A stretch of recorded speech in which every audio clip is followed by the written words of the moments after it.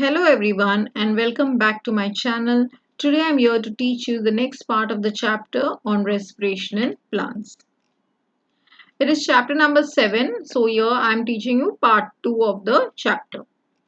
In the first part we studied about what is respiration in plants, how does respiration take place, where does respiration take place, and the difference between respiration and burning. Today I'm here to teach you the next part, aerobic and anaerobic respiration. Basically, these are the two types of respiration that is found in plants. First, we'll begin with aerobic respiration. As the name suggests, aerobic means in the presence of oxygen. Okay, so there's an equation for respiration which we also studied last time, C6H12O6, that is glucose. It combines with oxygen, that is in the presence of oxygen, and with the help of enzymes gets converted into carbon dioxide, water and energy molecules.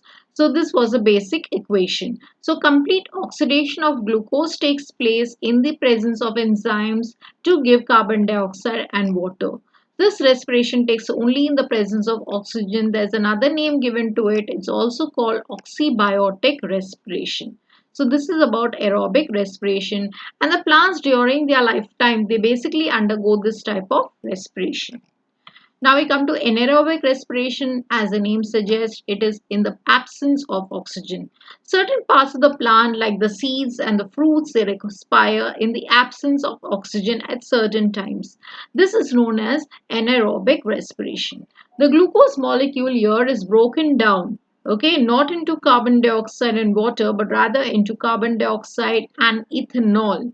Okay, here it is ethanol and carbon dioxide with the release of a very small amount of energy, that is only 2 molecules of ATP.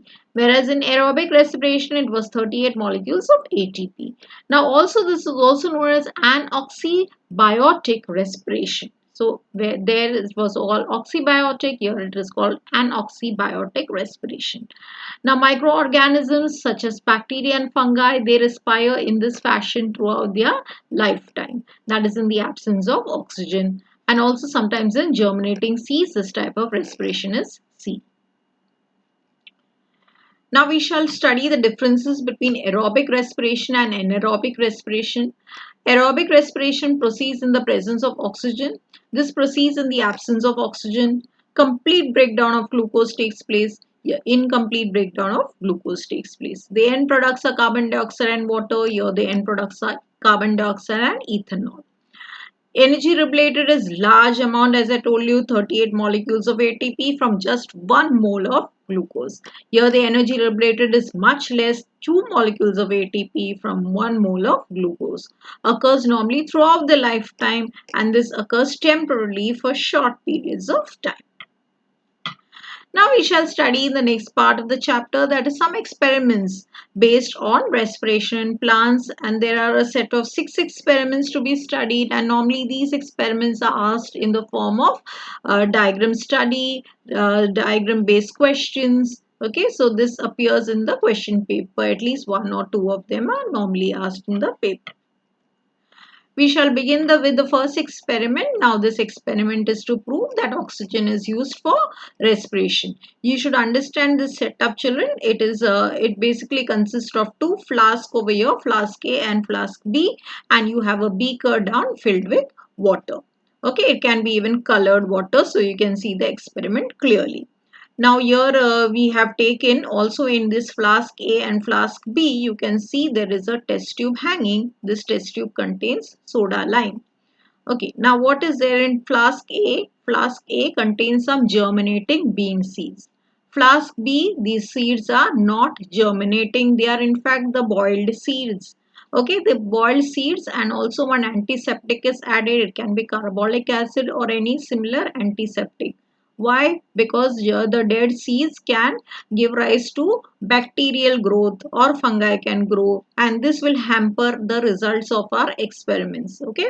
So they might give out, these bacteria might use up the oxygen and give out carbon dioxide. So that will come in the way of our experiment. And so that is why we are using the antiseptic. So these questions can be asked. Why are we using the antiseptic? Okay, why are we adding colored water over here? So that is to indicate the immediate rise of this level. Okay. So I'll explain to you that later. So your small test tube containing soda lime is suspended in each for absorbing the carbon dioxide. Why is soda lime taken? Because soda lime is a chemical that is found to absorb the carbon dioxide in its surroundings. Okay, you have learned it last year also. So it absorbs carbon dioxide, and that is why we are taking this soda lime.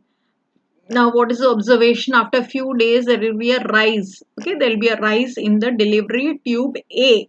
Okay, there will be a rise here, but in delivery tube B, there won't be any rise in the water level. Now, what is this? Why is this conclusion like this?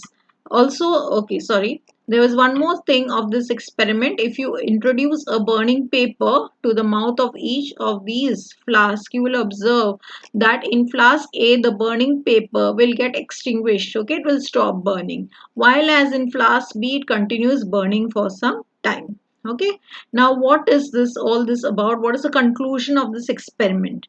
Well, since we have taken the germinating seeds in this flask A, what will the germinating seeds do? They will respire. When they will respire, they will absorb the oxygen that is present here. Okay, they'll absorb the oxygen. So what will happen? There will be a space. Okay, and the space will be taken up by the water. Okay, that is why the water is rising up. Okay, the water level is rising up so as to occupy the space, so that this air from here will rise into the tube. Okay, so that's the reason. And why does the paper stop burning here? Because there is no oxygen. While as over here, since these seeds, okay, they are the dead seeds, okay, they will not use up the oxygen, so there will be oxygen still in this flask. So that is why the burning paper will continue to burn for some time, okay, till that oxygen is used up. When a burning paper is put in each flask, the flame is put off in flask A while it continues to burn in flask B. The conclusion is flask A, the oxygen was used up for respiration in flask A. Hence, to make up for this, the water level rises in the delivery tube. There is no oxygen present in flask B. Hence, the burning paper is immediately put off. Also in flask A, there is no oxygen, so the burning paper is put off. Now what is happening in flask B? The dead seas, they do not respire, so they do not use oxygen. Hence the water level in the delivery tube does not rise up. So I hope I am clear about this experiment. We shall move to the next experiment. The next experiment is to prove that germinating seeds, they do give out carbon dioxide. Okay, so what do? We take two round bottom flask. Okay, round bottom flask A and flask B. In the first one, like the previous experiment, we shall take cotton wool, we'll put down, and we'll put some germinating seeds. In flask B, also we take cotton wool down, wet cotton wool down, and we take some non-germinating seeds or the dead seeds or the boiled seeds. And these boiled seeds, we have to also take carbolic acid or any other antiseptic to prevent the decay. This can come. Why are we adding the antiseptic? Okay, now after a few days, what do? We tilt. We take some lime water in a test tube and we tilt this flask into this. Okay, so that the whatever gas is there, okay, this gas will fall into the lime water. Okay, so it will come out and it will go into the test tube, and there in the test tube the lime water will turn milky. That is only in the case of flask A. In the case of flask B, there is no sign of the lime water turning milky. Okay, that is the conclusion of our experiment. As I have put it here, flask A, the gas from this turns lime water milky, showing the presence of carbon dioxide, whereas in flask B, the gas from this shows no effect. Thus, we can conclude that it is only germinating seeds that give out carbon dioxide. Okay, so now we come to the third experiment. The third experiment is just a follow-up of the second experiment, this previous experiment. Okay, here also we are going to prove that carbon dioxide is given out during the process of respiration. It's an alternative method. Now this method is more preferred. Why? Because you can see the immediate results. You don't have to tilt any flask and show the results. Okay, now try to understand this experimental setup first. It is very important to understand the setup. See children, there are four flasks over here. Flask A, flask B, flask C, flask D. Now understand this. Flask A, what have you to take? Soda lime. What is the reason can be asked? Okay, what is the reason? To absorb the carbon dioxide. Flask B, we are taking lime water. Why are we taking lime water here? So that we can prove that the after being absorbed by the soda lime, this air, okay, this air that is entering into the flask B is devoid of carbon dioxide or does not have carbon dioxide or is free of carbon dioxide. So this gas here is free of carbon dioxide. Why? How do you know that? Because this lime water will not turn milky. Okay, this lime water will not turn milky, and this air, okay, now which is free of carbon dioxide because of this flask, will now enter into flask C. Now here in flask C, what will happen? This flask, it will have some air. Okay, so the air will contain oxygen. Okay, now this oxygen, okay, this oxygen is getting used for respiration. Okay, it is getting used for respiration. And what is the byproduct given out? The byproduct given out is carbon dioxide. And this carbon dioxide will now pass through this tube here and then go into this lime water here. Now what will happen to this lime water? Will it turn milky? Yes, definitely it will turn milky. Okay, because this air is now containing carbon dioxide. Okay, so that's the experimental setup. I'll explain again here. A KOH solution, flask A, soda limes or soda, it's also called soda lime solution to absorb the carbon dioxide present in the air. Flask B contains lime water to confirm that the air is carbon dioxide free. Okay, so this is to confirm.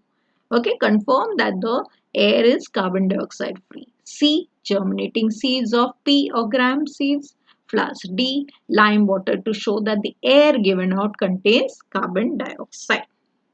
Now, the conclusion, air drawn in flask A is cleared of carbon dioxide due to KOH solution or soda lime solution. Flask B is to show that the air is free of carbon dioxide, and flask D, the lime water turns milky, indicating that carbon dioxide was given out during respiration and the source of carbon dioxide was none other than from the germinating seeds due to respiration. So I hope I'm clear about this experiment. Okay, here this was taken to remove the carbon dioxide. This was to prove the carbon dioxide. This again to prove the carbon dioxide. Okay, this is to prove that carbon dioxide is not there. This is to prove that carbon dioxide is there. This will not turn milky. This will turn milky. So you can indicate it by a different lines. Okay. So that's all for today. Thank you everyone. I'll be back soon with the next few experiments. Thank you. Take care.